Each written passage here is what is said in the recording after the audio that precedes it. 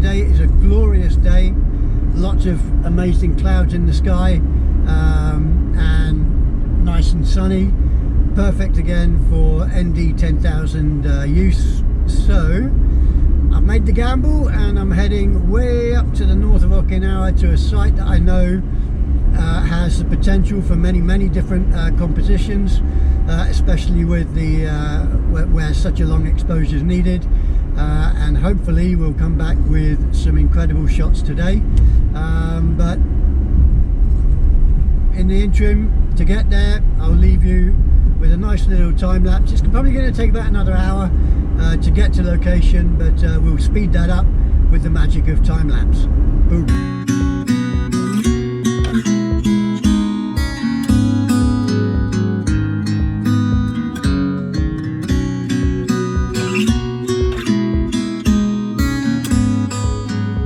Now folks, we've made our way to the northeast coast of Okinawa this afternoon.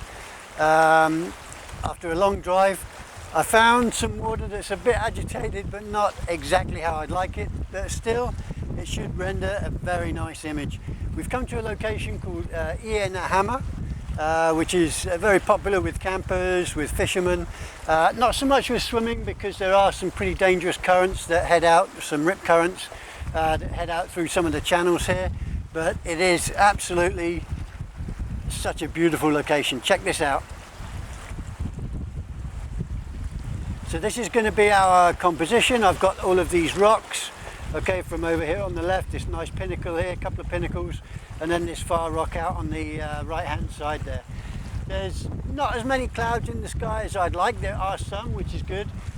Given the fact that we're going to be using a rather extended shutter speed, I'm hoping that those clouds are going to add a very nice dynamic, kind of just like a white kind of accent in the upper part of the final image. But let's go ahead and get set up, and then I'll go through how it is I'm going to go and use the ND10000.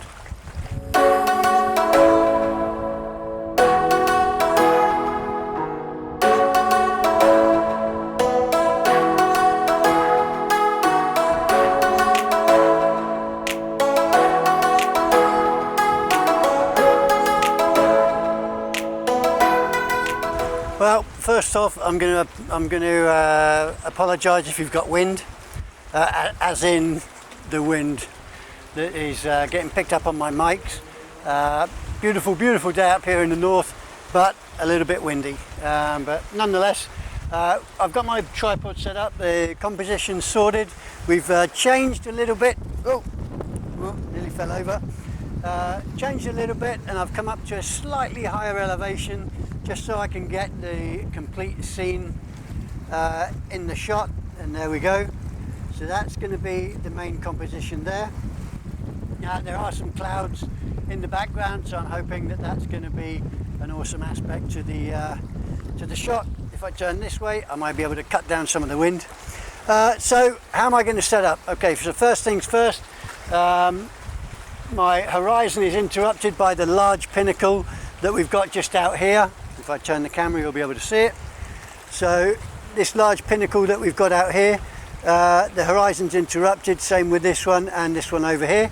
So for that, I'm going to employ the use of a soft grad, a 0.9, just to try and take the sting out of the white clouds in the sky, because we are going to be exposing for quite a lengthy time. So I'm going to go ahead and fit that and sort out the gradation point for the filter.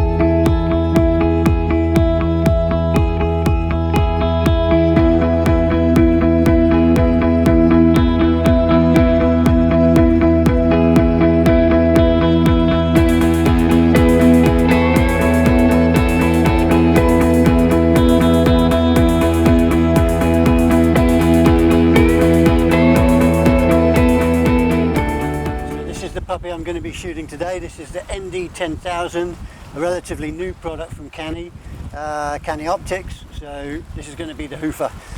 Beautiful conditions, although like I said earlier on, the water isn't as rough as I'd like.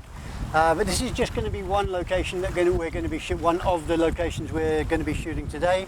Going to head up the coast in a little while in search of some rougher water, and then on the way home this evening or later this afternoon, there's another spot that I'm hoping once the tide turns, when the water picks up a bit, that we should get a little bit of wave action there as well.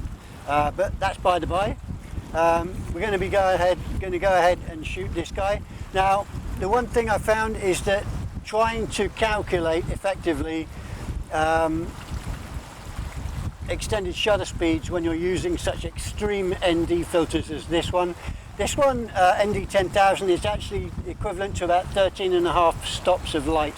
So in effect, it reduces by a factor of 13.5 the amount of light going into your camera's lens and onto the camera's imaging sensor. So then the only thing to compensate for that, if you want to expose, is either open up your aperture as maximum as possible, because it is pretty much welding glass, or extend your shutter speed or lift your ISO. Now, with your ISO, obviously, the higher you go, the more noise you get. And with your aperture, the wider you go, the less depth of field you've got, which is counterintuitive to landscape photography when you want to get as much detail in the majority of your image as possible.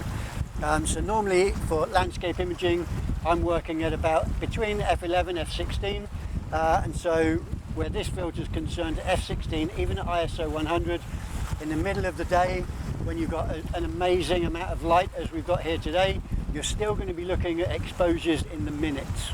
So now I've got everything set up. My camera is good, focus is good, composition's great. I've got my soft gradual neutral density 0.9 filter in place. I've set the gradation point on that, and so now it's a matter of placing this filter in, the ND10000, plugging in the intervalometer, as it were, the trigger, and then we'll be ready to go. So let's get that done. What I've found with shooting this particular filter over the day and a half that I've had it, is that you have to be really careful with your blacks. Now, whilst you may use your LCD screen as a reference screen once the image has been taken and you look at it, oh wow, great, make it a point to zoom into your image and look at the shadows into the dark areas, because it could be very much that there is quite a lot of noise in there. To counter that, what I've done, I've since shifted my ISO up to 160, and I've extended my shutter speed to 3 minutes. Okay, and with that, I think I've got a very nice image. I'll check it on the computer later. But what I do want to do is maybe change my position a little. I can see just over a ways just off in the distance. There are some nice rocks with a lot more water activity around them. So let's go ahead and change location and see if we can get another image.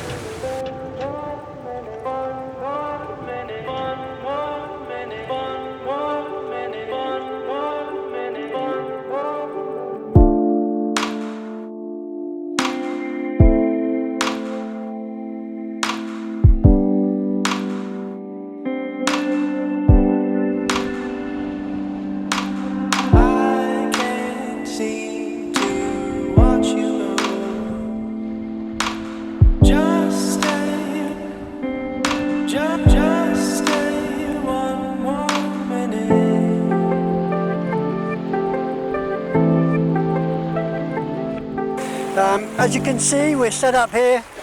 We've got these beautiful rocks here just offshore. Okay, you've got the main rock of Iana Hammer just over in the distance there. But what is more important is this whole, the agitation of the water in between these rocks with the small waves that are breaking in and breaking over these rocks. Okay, now I've got the composition sorted out. I've set my soft grad 0.9, set the gradation point. So the majority of the real estate, as it were, of the image of the composition is focusing on these rocks, with about a third occupying the sky.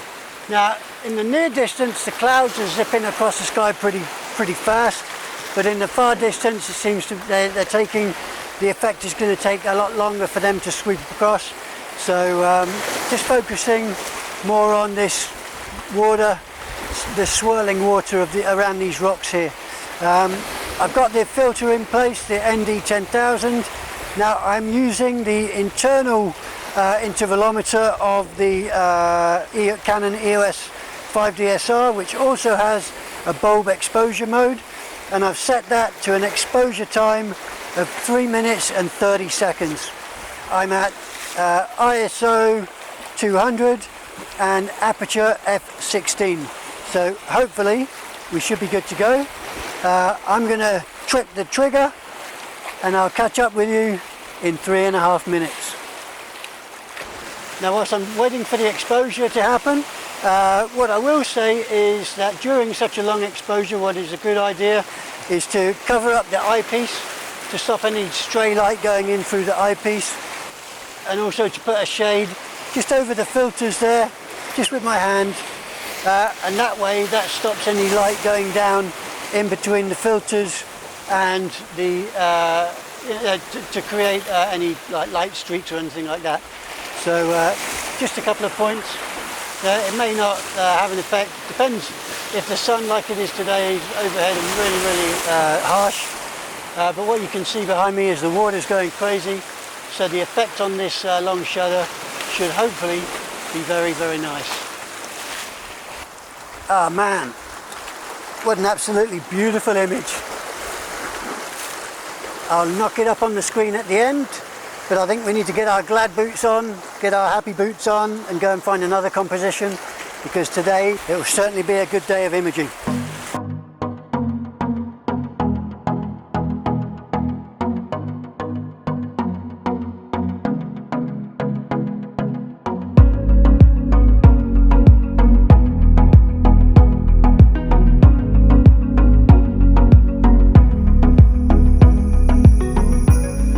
On my way back down south, I've left the north now. I'm pretty much in the southern part of Okinawa on my way home, and I thought I'd stop at one of my favourite points, and that is the Cape Zampa lighthouse. As you can see, relatively minimalist kind of shot.